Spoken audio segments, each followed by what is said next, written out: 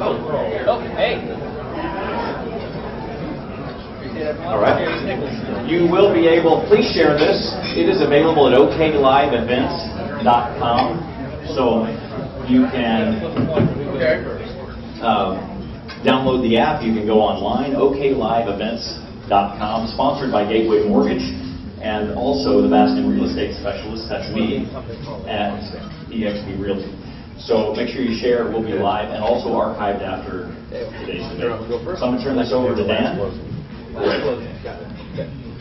Thank you very much. I'd like to welcome everyone to the June meeting of the Tulsa Republican Club. We're going to start out, as we normally do, with a word of prayer from our county chairman, David McClain. Dave, where are you? I'm going to turn my phone off. Yes. Lord, we just thank you for the food that you provided for us today. And Father, we just thank you for the event, the time that you could bring us all together. And Father, we ask you that we do here today would bring honor and glory to you. Father, we turn this meeting over to you. We ask you to bless this time. Bless our Attorney General. Bless the man who's running against him. And may they have a good debate. We ask this in Jesus Christ's name. Amen. Amen. Now we'll have our sheriff lead us in the pledge.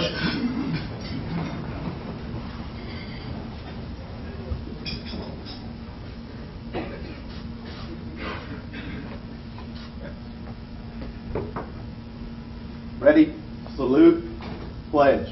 I pledge allegiance to the flag of the United States of America and to the republic for which it stands, one nation, under God, indivisible, with liberty and justice for all. Thank you, Mr. Sheriff. I want to point out a few elected officials we have here. If I miss you, I'm sorry. This is a pretty packed room. I know, obviously, we have our Attorney General, Mike Hunter. We have Representative from DePauw, Representative Kyle Hilbert, DePew, thank you. I see Mrs. McKeechin, but I don't see Scott, and as well as the better half of them already tried, so welcome to those two. From our county, we have our two top law enforcement people, good friend of mine, Steve Kunzweiler, and another good friend of mine, Sheriff Vic Regalado.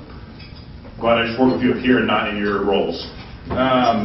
We also have board member and county clerk Michael Willis is somewhere around way over there, and then former Judge Morris is here. Grace us with his presence. Thank you, sir. And I see Judge Caroline Wall. Do we have any other judges in here? There's a lot of y'all, and I can't always see you. I don't see anyone from our federal delegation, but that means they're probably out there fighting a good fight. And with that, we're going to move to our favorite point where everyone can talk about what office they're running for. We're kind of short on time, so just get up real quick and say your name and the office you're running for. We'll go from there, starting from far left in the room, not the political spectrum. Pat Walker, District 5 City Council. Hi, I'm Adam Weintraub. I'm running for Associate District Judge of Tulsa County. Appreciate your support. John Wright, seeking the office of Tulsa County Assessor, running for Assessor.com. Great. I'm Sally Mulready, in for my husband, Glenn Mulready, who's running for Oklahoma State Insurance Commissioner. Thank you. I'm Will Farrell. I'm running for State Superintendent of Oklahoma. Yeah. Debbie McKeechin here for Scott McKeechin, running for State House District 67. Anyone else at that table? We'll go to this front table. Darren Gantz, I'm running for Tulsa County Assessor. As it's time to have a new set of eyes, our assessor is retiring. Thank you. Steve Kunzweiler, Tulsa County DA, running for re-election. Judge Caroline Wall on the nonpartisan ballot, incumbent for Office 1. Anyone over here, this front table? Jim Harris, I want to be your next congressman. I will serve you and fight for you in Washington. Thank you. Hi, I'm Molly Sullivan. I'm here for Mountain Hills, running for Tulsa Governor. If you need signs, I'm working. Byron Burke, I'm a candidate for Tulsa County Assessor. My name is Alexis Silver. I'm here on behalf of Todd Lamb, running for governor. That back table. Bar back. All right. We both know you two are running, so you'll get your chance. And without further ado, I'd like to, I know I was saying things. Terry Cleveland, I'm representing James Williamson for district judge. without further ado, go ahead. Chrissy Leota, I'm representing Kevin Hearn. He's running to be your next congressman here in the 1st District. Do we have anyone else? I see you in the way back. You can say something. All right, Danny Stockstill, U.S. Congressman. Lynn Haggard representing Danny Murphy, Lieutenant Governor. All right. Without further ado, finally, I'd like to turn this over to our moderators, two good friends of mine, political stud Robert Airy. We've got the chair of the Tulsa Federalist Society as well as the chair of the Tulsa Young Professionals, so he kind of evens them out. Adam Doverspike. Just kidding, this is Tulsa's William Buckley. Anyway, without further ado, I'll turn it over to you two. Hello.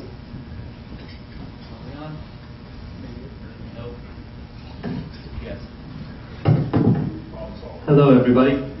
Want to make sure the candidates have their mics turned on. Go ahead and make sure it's got a little green light. Mic check for Gentner. Okay. Test 1, 2, 3. Come on. No? Can you help them do that? I'm going to go over real quick. Our debate today will give both candidates 2 minutes to start with an introduction. We'll be asking questions back and forth between Robert and I on issues relevant to the AG's role. We will give them about 90 seconds to respond. If the questions are of... I think just going to keep it away. Put it on the other Here. side. Put it on the other side. There you go. All right. There we go. If the issues are sufficiently complex, we might add additional time for certain questions. And depending on how the responses go, we might grant time for replies. We have a timekeeper in the back. I want to make sure the candidates see. Connie will be holding up green for 30 seconds, yellow for 15, red for you're out of time. We ask you to please respect the time so we can cover all the issues that people are here to learn about. Once we finish that, we'll have 2-minute closing remarks from each candidate. We flipped a nickel after spending a lot of time trying to find a coin in somebody's pocket. And we decided Mike Hunter will go first with his opening remarks. Thank you, Adam. 44 years ago, next month, my dad, I was planning on driving the tractor that day according to the directions I'd gotten the day before, but he said, come on, son, you're going to Enid with me. And we're going to do 2 things. He said, you're going to get a haircut, which when you're 18 you never really like a whole lot. And secondly, you're going to register as a Republican. And I haven't looked back since. So, it's been my privilege to work on your behalf as both a Republican legislator from 1984 to 1990. Unfortunately, taxes were raised 7 times during my time in the legislature. I didn't vote for any of those tax increases because no reform went with them. And that was in the days when Republicans were a disadvantaged minority in the legislature. We never got over 32. But I got a few things done working with good folks on the other side of the aisle. We were able to overhaul our corporate code while I was in the legislature, and I worked with Robert Henry to get that done. We benefited from having essentially the Delaware Code in Oklahoma since then. I also was able to work with a really fine guy I'd gone to law school with, the late Senator Larry Dickerson, and we passed a bill that allows the state to impose the death penalty on drug dealers who, as a result of their actions, cause the death of others. And recently in our office, we've actually applied that law to a couple of miscreants. So, I was also very honored to work with Governor Keating as his Secretary of State during his last term. And Terry Cleveland will remember that we got right to work passed during Governor Keating's second term. These questions are actually designed to tease out what I've been working on as Attorney General over the last 3 or so years as both First Assistant and as Attorney General. So with that, I'm pleased to be here today, and I look forward to the rest of the forum. Thank you. Get your turn. Thank you. I'd like to acknowledge my wife Wendy, who's back there, and our daughter Madeline. Madeline, raise your hand, and son-in-law Connor. Thank you guys for coming. Thank you for the Republican Club and the Federalists for hosting this and for you good people to come and listen to Mike and me distinguish ourselves. I'm a 54-year-old Hominy, Oklahoma native. That's still where I vote, out in the middle of nowhere. My poor mother was a ballet dancer and an English teacher from Stillwater who got swept off her feet and brought to the middle of nowhere, where she raised 3 sons and a daughter, and I'm a product of public schools in Hominy in Oklahoma State. Loved growing up on the ranch. I'm a 5th-generation rancher. We have the 7th generation on the ground ready to take over. But it was hard work, and I thought, well, I need to go steal away, so the only honorable thing I could do is join the military. The Army recruited me. The Air Force offered me a better deal, said, fly, don't walk. I said, that's great. Went off to flight school, was trained in the NATO facility where there were a lot of Germans who liked my first name and decided I must be a great pilot. So they gave me an F-15. I flew 2 operational tours in the Eagle. Ended up flying in Desert Storm, came back, studied law, came back to Oklahoma. Wendy and I have 6 children. All are out of the house except one who's a junior in college. And I'm a businessman who practices law. We have approximately 500 employees. I get the issues that our state is having. Wendy and I are engaged in multiple political debates all the time, and she at one point said, you know, you need to get out of the grandstand, you need to make a difference. Oklahoma has a leadership crisis. We need a break. We need new leadership. We need something refreshing to go forward. I am that alternative. I would appreciate your vote. Thank you both. First question we have is that the Attorney General wears a lot of hats. They're the Chief Law Enforcement Officer for the state. They're in charge of defending all state legislation against challenges, and they have a role in defending Oklahoma's rights vis-a-vis the federal government. How would you weigh and prioritize the different roles, and what would you see as the top priorities if you served 4 years as Attorney General? And I believe this will go to Gettner. You said that with a lot of confidence.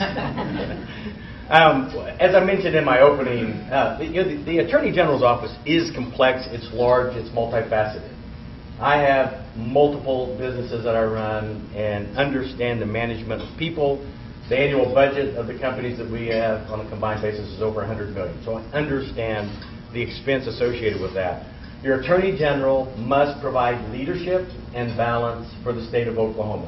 We have multiple very qualified people in the Attorney General's office that have been there for years that provide the expertise that we need to deliver the state. And there is a balance between civil defense of our state. The Attorney General is the people's attorney, and the Attorney General is the chief prosecution, the chief criminal attorney for the state, in addition to representing the state at an appellate and amicus brief level.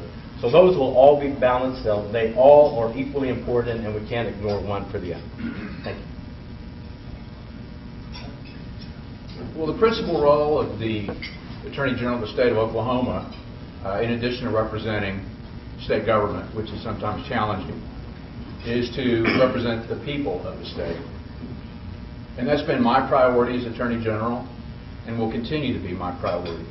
For instance, when an out-of-state group from Washington, D.C. threatens a university, that they must rip the cross off the campus chapel and denude the chapel of all religious material, we got involved on your behalf.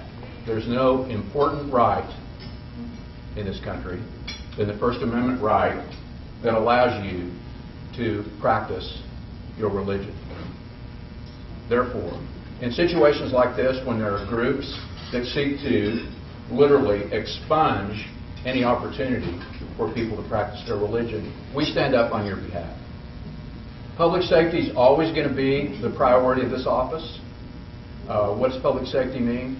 It means that we represent you at the Corporation Commission. And when public utilities are endeavoring to raise your rates by millions of dollars, we're your lawyers.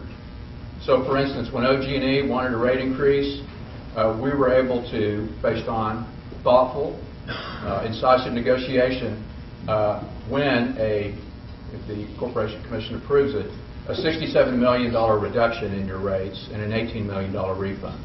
So again, my priority has been public safety, representing you, and it will continue to be the priority of the office. Thank you, gentlemen, for being here today again. Let's talk about criminal justice reform just a little bit. Republicans have long been known as the party that is tough on crime. However, Republican leaders at the state and national level are taking the lead to reform our criminal justice system.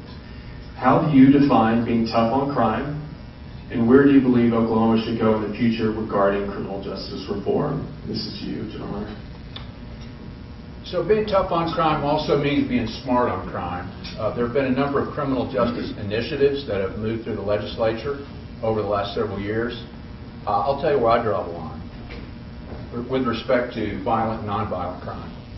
If you're going to sell poison to people, and that poison causes them to end up in the emergency room or on the slab at the morgue, you've committed a violent crime.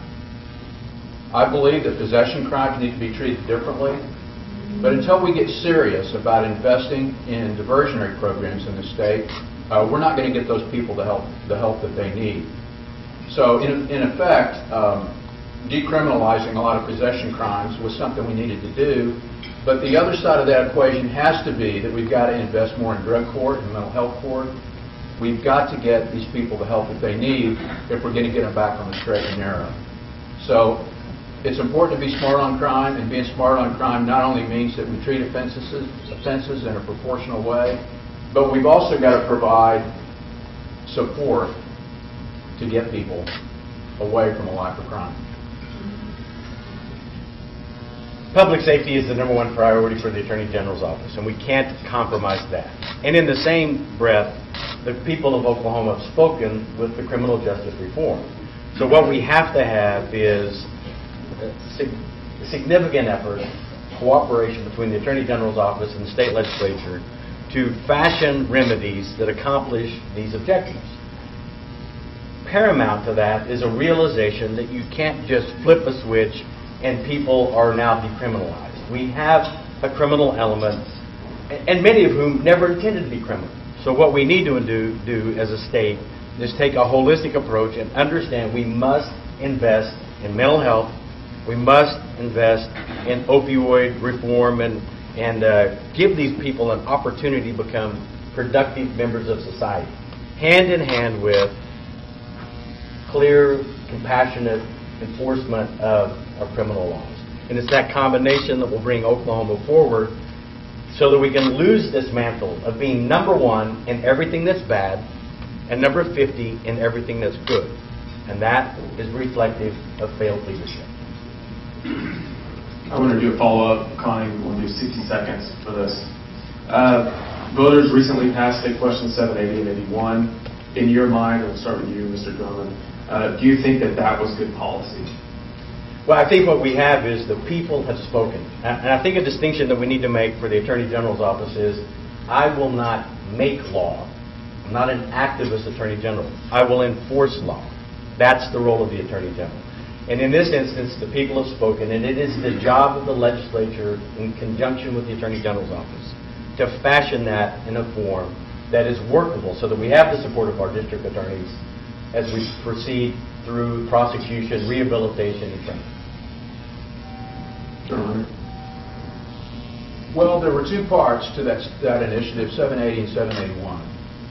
And 780 decriminalized a number of crimes, in effect, made them misdemeanors with respect to a lot of drug offenses. 781 was, in effect, something that was misrepresented to voters. There was going to be this peace dividend as a result of fewer prosecutions. In fact, there is no peace dividend as a result. You've got to have a bookend. If you're going to treat crimes differently, you've got to have a bookend that allows you to fund diversionary programs. And the myth of 781, that we were going to have all this money freed up that could be provided to these programs, is just that, a myth. And it's something the legislature needs to address, and my commitment to you going forward is I'll sit down with the legislature and we'll provide the bookend to 780 that Steve Kunstweiler and other prosecutors in the state need to do their job. Let's do one more question on this subject, full 90-second question again. And this goes to recidivism and quality of life here in Oklahoma with regard to criminal justice reform. In 2016, Governor Fallon signed an executive order eliminating questions about felony convictions from employment applications for state agencies. This practice is commonly known as the ban-the-box policy. Would you be in favor, as Attorney General, of promoting a similar policy for private employers as done in now nearly a dozen states? That's to you, Mr. Hunter. I don't understand the question. Could you restate it? Absolutely. Would you be in favor, as about a dozen other states have done, of implementing a ban-the-box policy for private employers as well as state employers? So I can't support imposing that kind of an affirmative burden on employers. I do think that there needs to be attention given to assisting in the rehabilitation of people if they've demonstrated that in fact they have been rehabilitated. But imposing that on private employers by law is something I wouldn't be able to support. In the same fashion, with the employee base that we have, I think employers need to have the flexibility to make informed decisions. So in our employment, Wendy runs our robust HR company, and we do this with multiple companies, including our own. And in that, there's still that requirement to disclose your criminal background. We have elected to hire misdemeanors and felons that have shown rehabilitation and ability to be meaningful contributors to the workforce. And I think we need employers to have that flexibility and not a federal or state mandate that they must hire or not hire. Because there's good people that have done bad things, that have rehabilitated themselves, that deserve to be back into our workforce. And we need those people, especially as unemployment continues to drop and the demand for jobs continues to increase. I think that we in Oklahoma can be leaders in that to illustrate to the rest of the nation that all Oklahomans are meritorious of a second look. Gentlemen, moving from past state questions to current state questions in front of the voters. State question 788 would legalize marijuana for a variety of mostly medicinal uses. What would the potential impact be on our state, on the Attorney General's office, and based on your knowledge of those impacts, do you suggest people vote yes or no on that state question? This is to you, Mr. President. Thank you.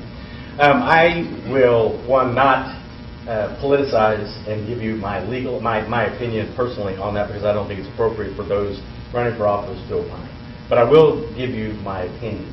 One, from the law enforcement side, I absolutely get that this is a slope that may certainly pick up grade to it that rapidly brings it to legalization wholesale of marijuana. Or the gate will be so wide that it will be impossible to keep that out. On the other side of that, I know well-meaning Oklahomans that cannot get any relief from what typically cancer treatments or others that they're dealing with without the violation of law. So I absolutely embrace this concept of strictly enforced medical marijuana for that use. At the same time, I recognize that as presently drafted, it opens up so many holes that it's going to be very, very difficult for our legislature to properly enforce.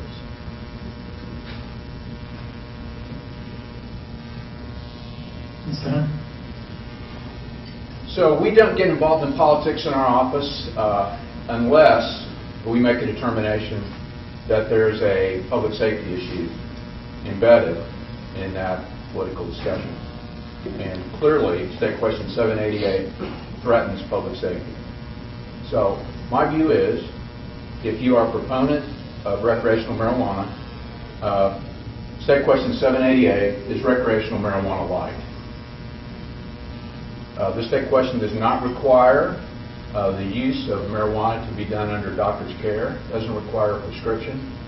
The impositions that it places on business are breathtaking. For instance, if someone has a license and they fail a drug test and you're employed, you cannot terminate those individuals. At the end of the day, I think it's important for the Attorney General in this state to provide leadership on issues like this. Again, my recommendation to you is that if you are for recreational marijuana, please support this state question. But this state question has, very little to do with medical marijuana. Okay, let's move to states' rights. Our previous federal administration was largely seen by conservatives as being, at best, one that did not embrace states' rights with both arms. We now have a new administration. However, many Oklahomans will look to one of you to defend our state sovereignty. What do you see is the biggest constitutional threat to Oklahoma state sovereignty? This is you first, John.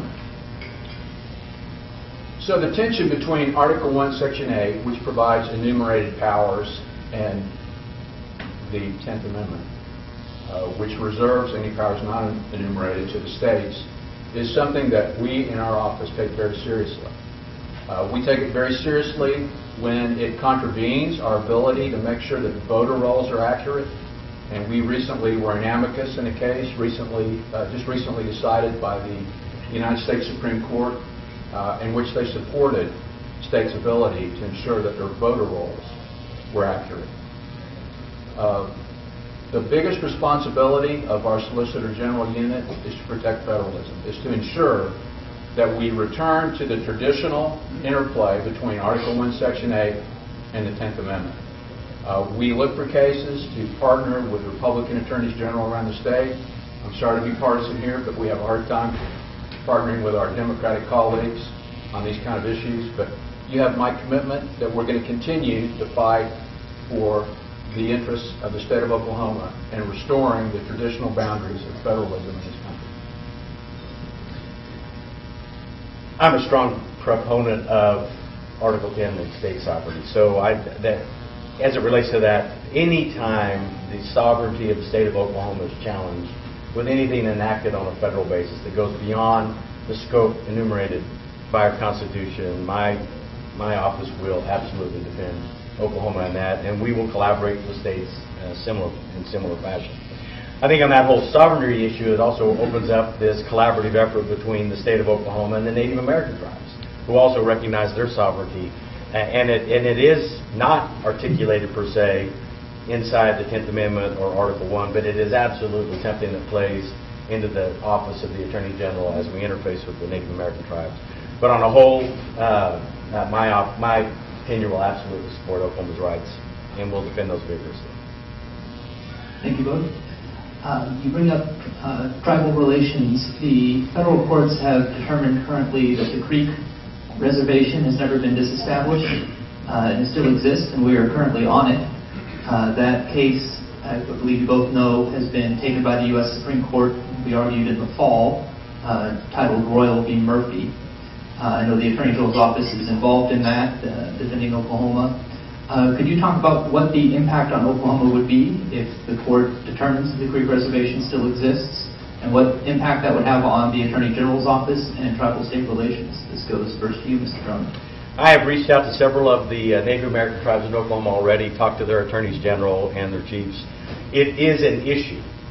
So we know that the 10th Circuit upheld that sovereignty of the jurisdictional boundaries of the respective tribes, which if the Supreme Court leaves it as is, it is going to open up a whole conundrum with regard to criminal justice enforcement in the state of Oklahoma, which will require absolute close and direct collaboration between the Attorney General's office and the respective attorneys general of the tribes. They want to collaborate with the state of Oklahoma. They are not equipped to do what present law appears to articulate. It will also have a tendency to overpopulate our federal courts with an abundance of criminal activity that's typically reserved for the state. An alternative to that, to our congressional candidates in the room, Congress could proactively solve that issue, and I anticipate that if the Supreme Court leaves the 10th Circuit decision as it is, that the United States Congress will get involved to clarify that. But if it doesn't, my office will absolutely collaborate with the Attorneys General and the respective Native American tribes to maintain public safety in the state of Oklahoma. Ms. Rector? So I'm not sure there's a more egregious example of judicial activism than the decision of the 10th Circuit in the Murphy case. The defendant in this case murdered and mutilated his victim. Just so happens to have been a Creek Indian, and the murder occurred on historic Creek tribal lands. The 10th Circuit got this case. The allegation that somehow the reservation, which reservations never existed with regard to the 5 tribes, had not been disestablished, had been something that was more or less a throwaway defense. And An activist panel got a hold of it, and 150 pages later, they determined that the reservations of the reservation of the Creek tribe had never been disestablished. So we moved quickly in our office. We appealed the case. The United States of America joined in our request for a writ of certiorari to be issued. We are pleased to have retained an attorney in Washington, D.C., Lisa Blatt, who has won 33 out of 35 cases before the United States Supreme Court. But I will report to you that I have ongoing negotiations with the 5 tribes, and the goal is to ensure that whatever the outcome is, that we can ensure that the comity and the collaboration that exists between the state of Oklahoma and the 5 tribes is going to be preserved. Thank you both. Came up a couple questions ago about the role of the Solicitor General. When Attorney General Pruitt was elected, one of the reforms he did after decades of Democratic control of the AG's office was to institute the Solicitor General's office to emphasize Oklahoma's role vis-a-vis the federal government. And Mr. Arney already spoke to this a little bit, but what do you see, especially with the Republican-controlled administration? When Attorney General Pruitt was in office, there was challenges to the Affordable Care Act, to Dodd-Frank, multiple EPA regulations. What are the types of issues that you see with the Republican administration in D.C. where there still needs to be a fight to ensure that federal overreach doesn't impede on Oklahoma's rights? Well, I'm pleased to announce that the relationship of the Oklahoma Attorney General's office and the federal government has improved dramatically since 2016. In fact, we're still in fights in federal court with other Republican attorneys generals on our side, but the adversaries are different. Instead of the administration, it turns out that we're dealing with mostly Democratic attorneys general who are fighting the efforts of the administration respectfully to restore traditional appropriate boundaries of federalism. So, for instance, when a state, when a federal judge in a state like Colorado decides that the sex offender registry is unconstitutional, I'm pleased to say that our unit worked with other attorneys general's offices around the state, did an amicus brief. The things that go on in other states, in other federal courts, have a tendency to mutate and affect what goes on in Oklahoma. So my Solicitor General's office is a great team. I'm proud of the work that they've done. And everybody just needs to be reassured that even though that there are 3 people with Harvard degrees in that office, they understand what it means to work hard on behalf of Oklahomans. I certainly acknowledge the need, the necessity, and the requirement to continue the Solicitor General's position in the state of Oklahoma. I do also acknowledge that with the Republican-controlled Congress and the Republican president, the likelihood of new legislation being enacted that overreaches into states' rights is low. But I also acknowledge that during this next term, there will be an election for the presidency. So we need to continue to be vigilant on that area. The Solicitor General and that office should continue to monitor federal action. But additionally, on a state issue, if it's truly a local control issue in a respective state, I also acknowledge the sanctity of state jurisdictions. Not to say that I disagree with Mr. Hunter on the sex registry thing, but there are certain things that might happen in South Dakota regarding teachers that we don't need to go sue South Dakota about. But if it affects federalism or affects commerce that would have an adverse impact on Oklahoma or begin us down a road that would lead to adverse effects on a national level, then we will absolutely get involved and defend the rights of Oklahomans. Thank you, gentlemen. Let's talk about capital punishment. The Supreme Court of the United States has gradually eroded the ability of states to impose the death penalty in various circumstances. This is in no small part due to its interpretation of the 8th Amendment and its doctrine of evolving standards of decency. Since you have both stated that you will vigorously defend our states' rights, do you believe that the court's restrictions on the ability of states to carry out execution marks the progress of a maturing society, or is this a violation of our states' rights? I believe I start. I support capital punishment. And, I think what we have observed in the last few years in Oklahoma is that we can't, our current leadership can't even get the death penalty right. So there is a standard that the Supreme Court has set, and we fall below it. Now, Mr. Hunter is experimenting with potential other alternatives, but what we need is to be able to affect that punishment on a basis that complies with the established law. And in a direct question of your answer, I do believe that those standards are evolving, and I do believe, at the same time, I also believe that there is a little overreach on a federal level to establish those standards at a higher and higher basis. There's no more profound exercise of state power than the imposition of capital punishment. And when individuals involved in that process several years ago made a mess of an execution, our office got involved. I advised the Attorney General that we needed to convene a grand jury and we needed to understand what happened. As a result, all the individuals involved in that mess are no longer employed by the state. Joe Albaugh moved over from important roles in Texas, moved back to the state. He's the director of our corrections department. I have been working with Joe to try to figure out how we fix the execution process in the state. It is very difficult to obtain the drugs necessary for the 3-drug protocol. So what we are working through now is a process by which euthanasia occurs in many states and in foreign countries. That process is nitrogen hypoxia. It is a very simple process, or it would not be used in assisted suicides around the country. So the Department of Corrections is in the process of determining how that is going to be implemented. It'll have to be proposed to courts in the state.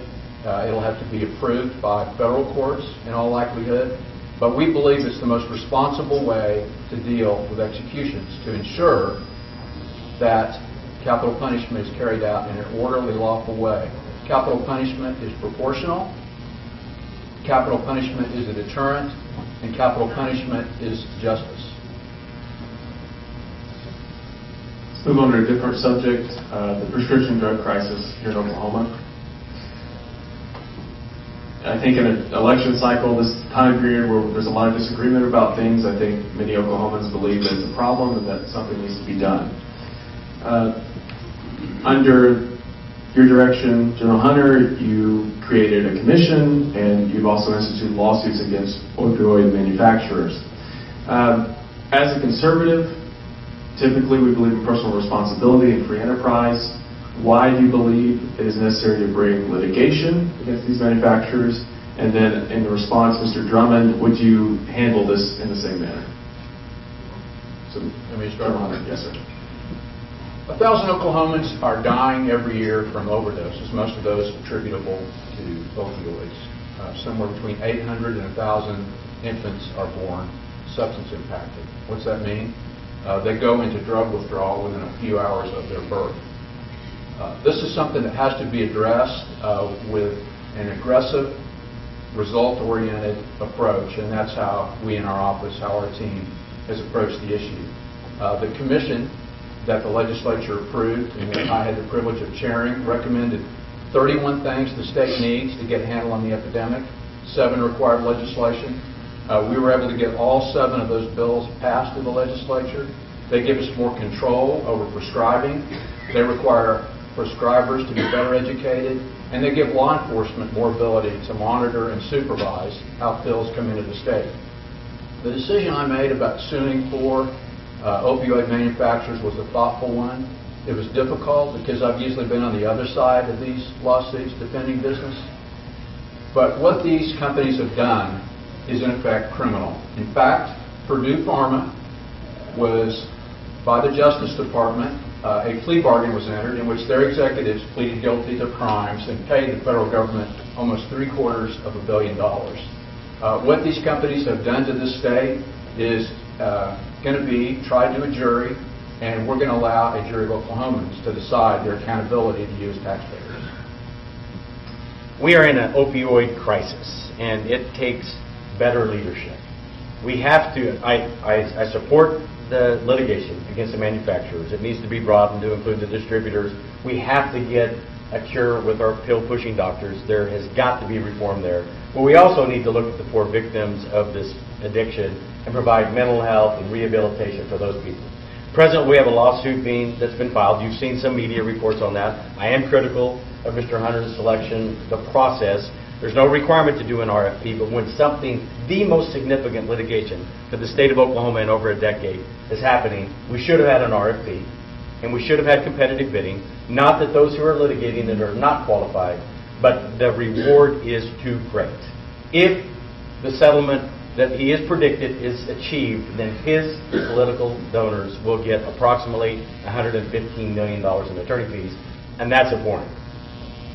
As Attorney General, I will renegotiate that contract. We'll put a cap on what the attorneys get so that those dollars can go back toward rehabilitation, mental health, and offer a cure to this epidemic and crisis.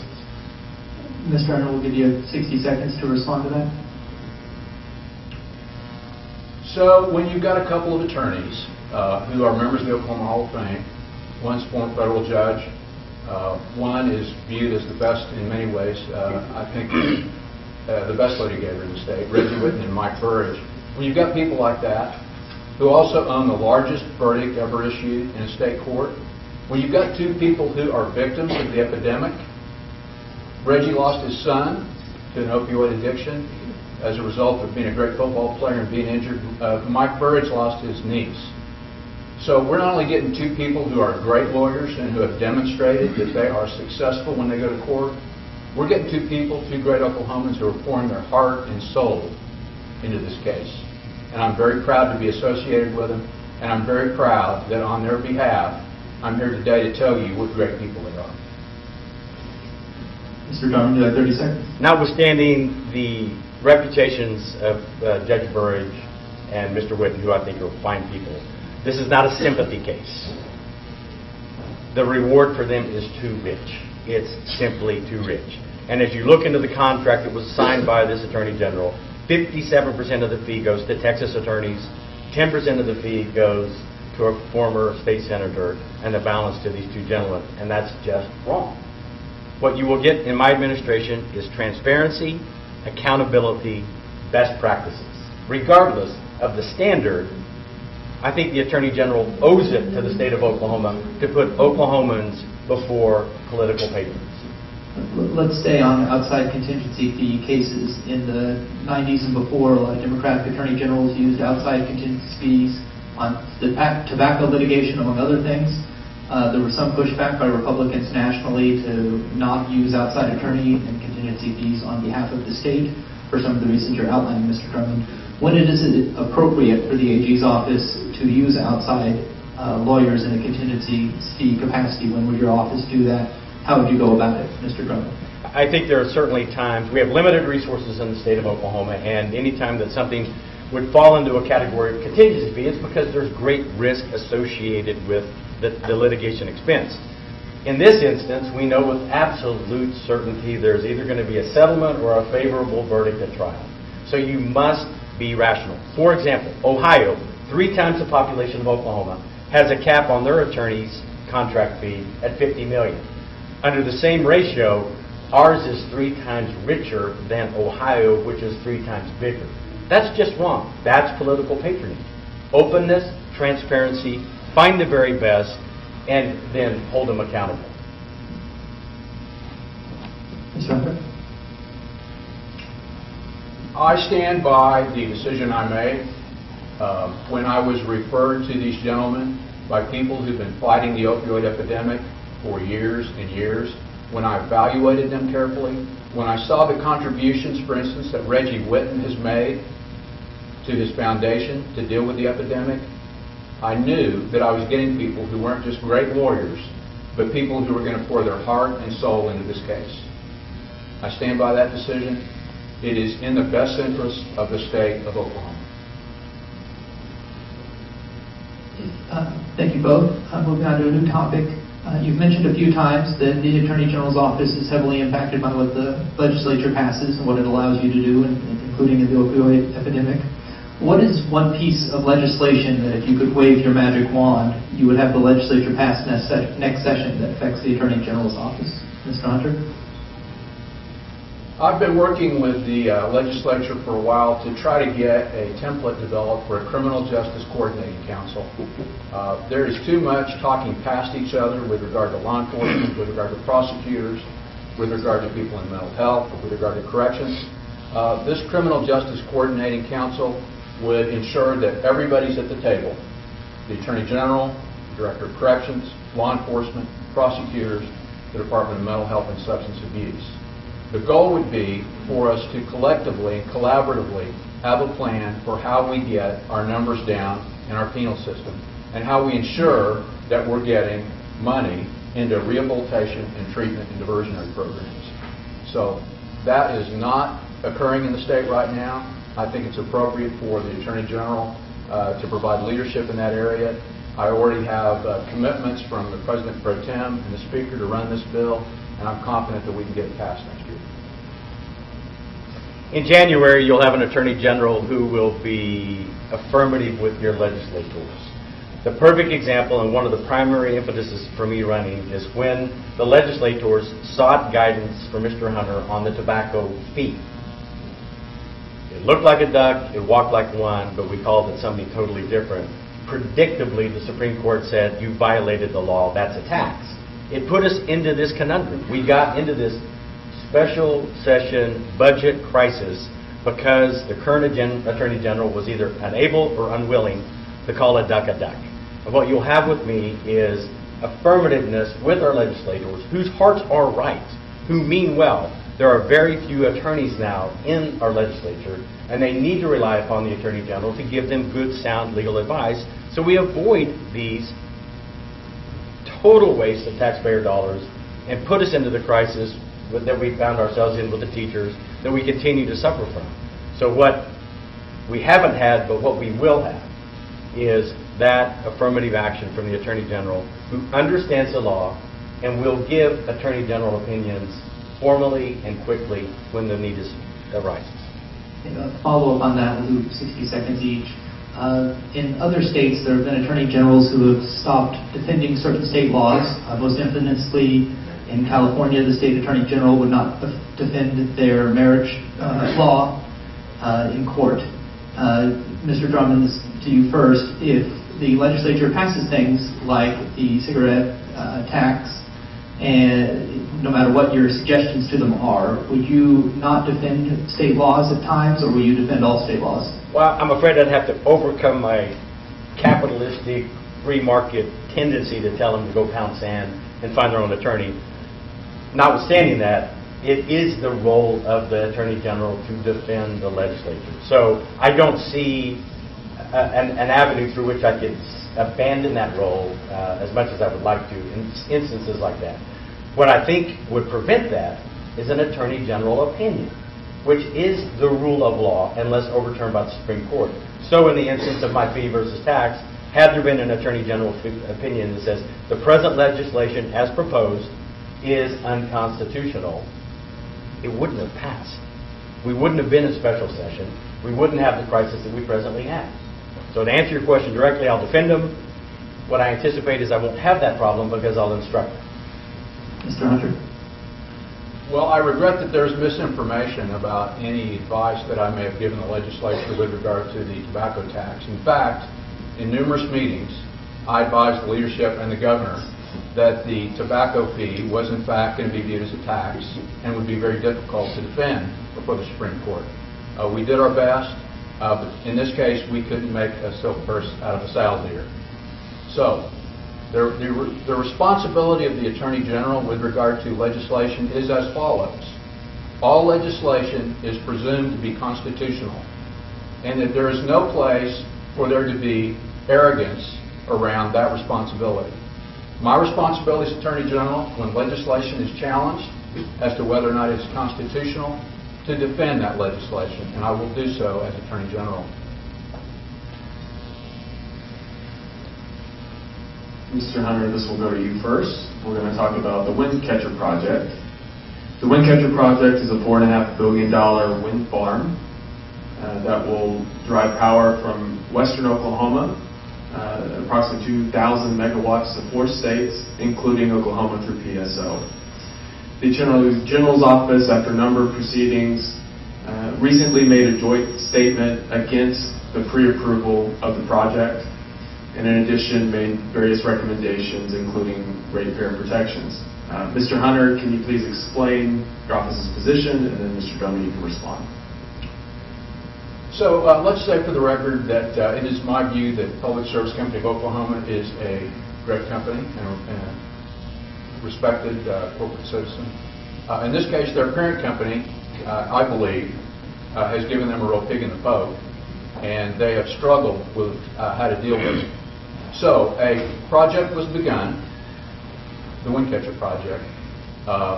Months of construction occurred, and then PSO showed up before the Corporation Commission to request pre-approval of a project that had already begun.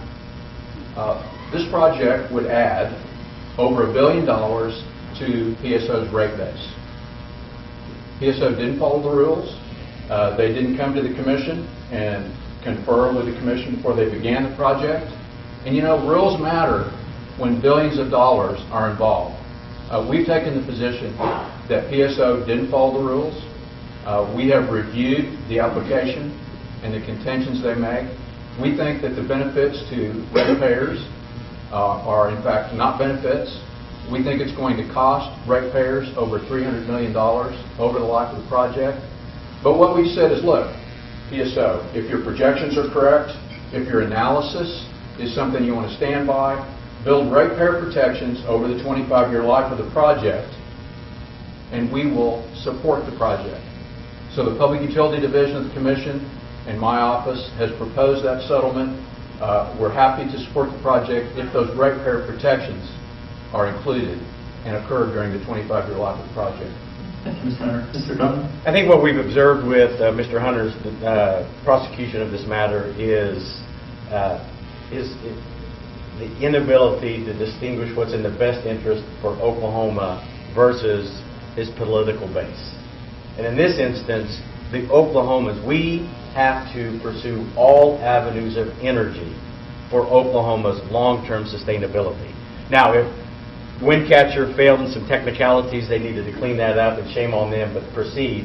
But what you will have with this Attorney General is one who is independent, who has not taken a penny from special action or political groups or lobbyists, and I'm an independent actor. And in this instance, an independent actor would have cooperated with to make certain that the Windcatcher application was correct in front of the Corporation Commission for the best interest of Oklahomans, and not necessarily to defend big oil. Thank you both. That's going to conclude our questions. We're going to go to closing statements. Mr. Hunter, if you're going first. It's been my privilege to serve as your Attorney General, and prior to that as First Assistant for almost 3 years now. I want you to know that it will be our magnetic north. It has been our magnetic north to wake up in the morning and go to bed at night with the following goal: to keep you safe. We do that through our Consumer Protection Division, which has returned over $500,000 in restitution to victims. It's broken up a fraudulent publishing ring. It's taken people who are attempting to put in, who are proposing to put in storm shelters and do construction and then vanish. It's put those people in jail. We are there as your attorneys, and we will continue to be there as attorneys on your behalf. The great team that I'm assembled, and you know, one of the tests of leadership Frank Keating always expressed to me is surround yourself with people who are smarter and more talented than you are. And frankly, that's something that I'm very proud of. We've got a great team at the Attorney General's office working on your behalf. And I've got somebody at home, my attorney, Cheryl Hunter, who is always there for me to bounce important issues off of. We've been married for 37 years. And Cheryl, I appreciate you putting up with me for all this time. That concludes my closing remarks. Thank you very much. And thank you all for being here and for your time and attention. We're at a crossroads in Oklahoma. We've had 10 to 15 years of failed leadership. We can choose on June 26th if we want to start the path to a new future or continue with what we've had. We have a very unpopular governor who is, frankly, not advanced the state. And Mr. Hunter is her appointee. I offer a fresh perspective, and I'm going to tie it back to some military experience. I'm going to share with you quickly the very first mission of the Gulf War. I led a strike package to the southwest quadrant of Baghdad in the first package in the Gulf War. Led them in, lots of surreal experience with thousands of bullets and missiles being shot at us, engaged fighter jets, pushed them out of the way, delivered the bombs on target, escorting them back home. When I got directed to go back north with a clearance to kill. I found the bad guy 100 miles away, began my intercept at a 1.7 Mach, 30,000 feet, and something in that intercept wasn't right.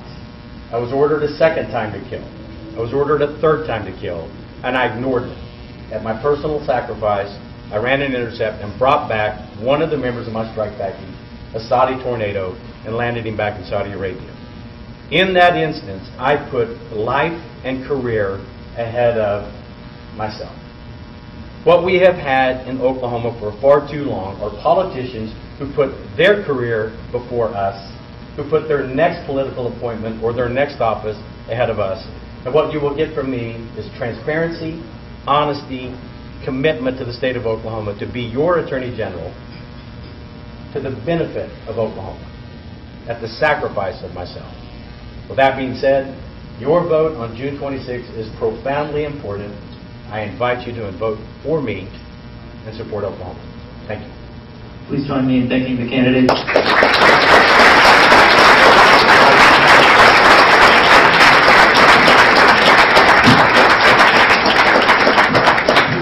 I'd also like to thank our two hosts for being here and taking some time out of their busy days.